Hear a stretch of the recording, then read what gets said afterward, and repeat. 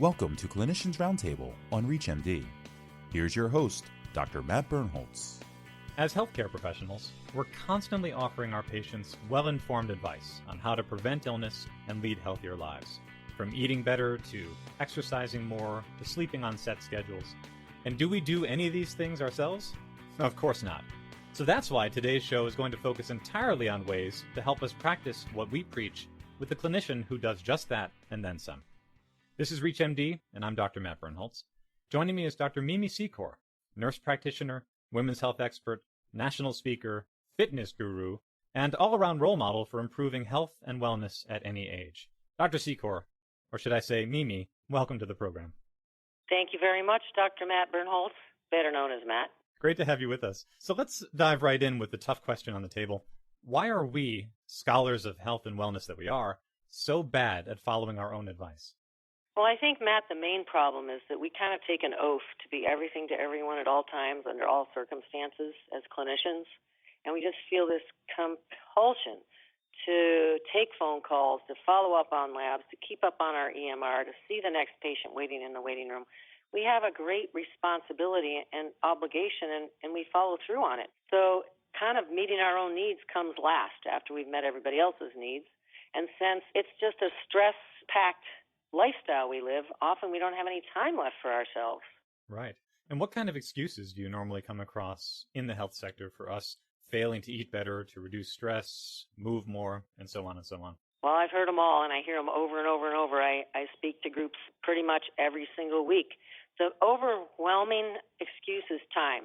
They say they don't have time to exercise, eat well, reduce their stress, sleep well. I mean, I just hear it over and over and over and over again. So that's clearly an excuse if during my doctoral program I barely had time to pump gas. I could, get my act together. So I definitely think that we have to help people cut through their excuses. And the other piece is we're never taught how to really take care of ourselves when the tough times happen. Like maybe when life is going okay, we've got that figured out. We can get to the gym, we can eat pretty healthy. But when we're having to see a lot of extra patients and stay late and do EMR at home and maybe on weekends, how do we take care of ourselves in that context? That's a whole nother level of expertise we don't learn. It seems that there is this unspoken code or rule of conduct that's emerged in the medical community that says, do as I say, not as I do, and not really taking into account personally what they should do when they dispense the advice to others themselves. But I want to find out where in the spectrum of wellness subjects, whether it's from the eating to the movement, exercise, sleeping, that you find clinicians generally struggle the most. I think of sugar being some people's main Achilles heel, as you said, in certain contexts above others, certain times above others. But then there's also the idea of maybe we've just forgotten how to sleep after years with a pager next to us. Both are huge issues. So I think we don't learn well how to manage our nutrition when we're really stressed and short on time. So I often tell clinicians, if you don't even have the time to chew your food at work and you're trying to figure out how to take your yogurt intravenously, you can at least bring protein powder, put that in a glass of water, stir it. I don't care if it's cold or hot or whatever, room temperature, and chug it down. You're going to get your water. You're going to get some good quality protein. You can get it with or without some carbs, and you're going to be pretty good for 3 hours versus skipping meals and getting dehydrated and malnourished and having your metabolism slow down and your mind just kind of go a little crazy on you, and then you're more at risk of making errors and not managing your patients well, not to mention how frustrating that can be. So I teach really efficient systems for self-care, especially when we're really stressed. Another area is really sleep hygiene and stress hygiene. We don't really learn how to kind of dial it down. Many of us are working on our computers, studying, doing whatever we're doing, EMR, until boom, right when we want to get to sleep. And guess what? We need to stop all that about an hour before we want to go to sleep. Just the brightness of the screen can delay your ability to get to sleep, not to mention the mental agitation and activity. You've got to really crank it down. And I imagine a lot of this goes back to training gaps as well. I mean, I can recall maybe on one hand the number of classes and modules of training that I received in nutrition. It just doesn't come up much. And it seems like that's an area, among others, in the wellness categories, that clinicians, they learn how to go, in a rote sense, how to dispense information, but they don't necessarily know how to actually incorporate that, as though it's just the connection isn't there. Is that what you found? That's exactly what I found. So my own belief is that we should have courses in self-care throughout our educational programs. So in the nursing educational process, we have undergraduate, and usually it's not included there. And then we have graduate level, multiple graduate levels. In my doctoral program, they did not care that we were stressed. In fact, I think they thought it was kind of funny and entertaining. And I believe that they have an obligation to not only be role models, our educators, but also guide us in how to manage stress. So when we're out in the clinical practice, our stress isn't going to be lower. I always say to students, look, the stress you're having right now is T-ball compared to what you're going to face clinically. You better learn some self-care skills, and that includes nutrition. That includes how to incorporate exercise. It includes how to deal with your stress, how to deal with all of these challenges, and then save some of your best self for your loved ones. Many of us come home, we have no relationship with our loved ones because we are spent. We are done. We just want the easy chair and TV and a bowl of ice cream. It's like you're speaking right to my heart there, Mimi, sometimes. Speaking right to my heart and brain. So for those just tuning in, this is ReachMD, and I'm Dr. Matt Birnholz. I'm speaking with Dr. Mimi Secor about wellness, or the lack thereof, within the medical community itself. So, Mimi, I want to take a representative case, and I'll start with a younger person, then we can move to a more seasoned or veteran clinician. Well, let's start with the younger clinician, just come out of basic training, getting set in a general practice. Patient roster is wide open, lots of appointments are hitting the schedule, so things are really moving. And we know this is a really exciting time of settling into that new career, but it's also a point where a number of these bad living habits that we spoke about earlier, they start setting in as well. So I'm curious as to what kinds of advice you give this type of clinician that you come across, both to become a better wellness educator, but also, and perhaps more importantly, to take better care of him or herself from the get-go. So I find this all falls under the category of coaching. We have to learn how to coach ourselves for our health and fitness goals and journey. And then when we learn those skills, we can actually apply them to our patients. So what we generally learn is to educate our patients about this, that, and the other, and to tell our patients what to do. But coaching and learning how to self-coach, whether you're the clinician or the patient, involves identifying the issues, figuring out how you're going to solve them, implementing whatever that is, and then reevaluating. So I don't say to patients anymore, I think you should do this, this, and this. I say to them, so what do you think you can work on? What small thing do you think you can work on between now and when I see you in 3 months?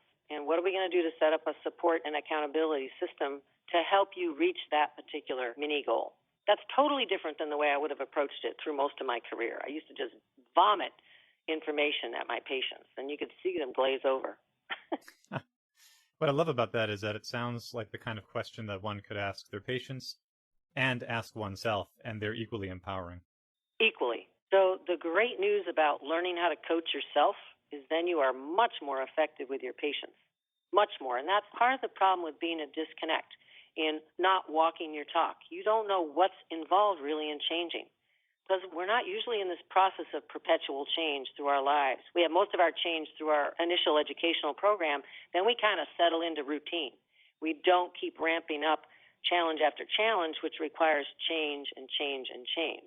So we can get a little too comfortable and have no idea what's really involved in helping our patients change. Now let's talk about the idea of getting a little too comfortable and consider the more seasoned clinician who you work with as well. You yourself, I think, stand as a testament to the idea of being able to change at any point, being able to make radical transformations of self-care, having moved in on a doctorate at the age of 59, having become a champion bodybuilder in your 60s. So I'm curious, as you consider those clinicians out there who can dispense wellness advice just like that without even much conscious thought, but it really hasn't hit quite home for them directly. How do you typically intervene or start the conversation with these clinicians who are a little bit more set in their ways? Well, I love this question, Matt, because I deal with this issue all the time at conferences. So I have a lot of people come up to me that are stressed out and feeling unhealthy and frustrated and want to change but don't know really how to approach it. So my first question usually is, what's your biggest health and fitness challenge? And they'll be pretty forthright about it. Usually they'll say, I don't have enough time or enough energy or whatever. And then I say, what's your number one goal? If you had a magic wand, what would be your number one goal? And then usually my third question is, how committed are you? On a scale of 1 to 10, if they're a 10 plus or an 11 or 12, that's awesome. But if they're just like, oh, I'm kind of interested in this, but I'm not really committed, you know what? They're wasting their time thinking they're going to be able to change. Because when the going gets tough, you got to be tough. And you're not going to be if you're not fully committed. So those are my 3 questions I usually ask clinicians. And I often ask patients the same questions now. That's really a great launching point for great discussion. You know, maybe it occurs to me, I've been throwing sample cases your way and getting your general sense of how you'd respond, but I want to turn it around. Do you have any memorable experiences helping someone in our profession to focus on their own health and wellness? Maybe something recently at a conference that you've come across. Oh, absolutely. Well, we have ongoing students right now in our online courses, and one student in particular, we haven't even started the official classes yet, but as soon as they enroll, we get them going on weekly check-ins. And this one student, she's only been at it for about a month, and she's already lost 10 pounds. And more importantly, she's feeling more empowered and more self-confident and feeling better about her self-image. Now, she has a lot of weight to lose, but even if she's not at that end point, she's already feeling better about herself. And that's gratifying. And to have a student say to me, I feel better when I walk into clinic now because my day-to-day life is healthier. And I can say to patients, look, I'm in this challenge with you. I'm working on getting healthier myself, and this is what I've been up to. That's powerful. It's very inspiring to patients. Absolutely. All right, Dr. Secor or Mimi, any other takeaways or points that you want to share with our audience? Maybe a means by which some of our listeners can find you, given the coaching that you do. Oh, sure, absolutely.